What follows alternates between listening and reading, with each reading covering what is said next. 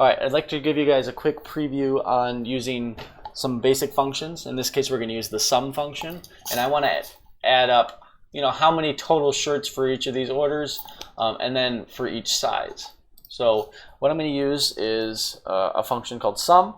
So if I click in the box below it and I hit equals, and it happens to just auto fill and know what I want. I want this function sum b2 to b7, and just click it, and there it is. That's my total for that stuff. I'll do it all out. So if I'm typing it out, the thing it wants in the function is just the range to add. So I would just highlight those. And again, it's the same thing that it had, but I just wanted to show you.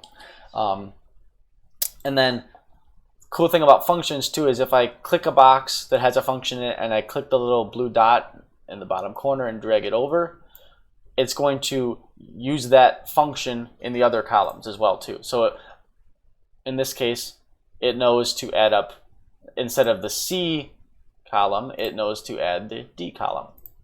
Right? And we'll go ahead and quickly do the same thing over here.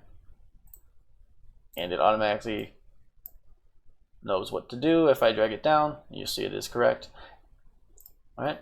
And the cool thing about that is if I wanted to make a graph with this data too, I could go ahead and insert chart, and there's my graph. I think this one makes sense. Title doesn't. Search by size maybe. Okay.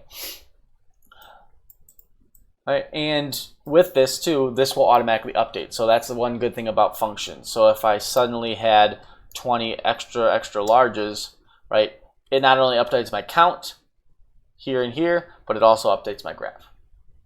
All right, so that's one benefit of using functions.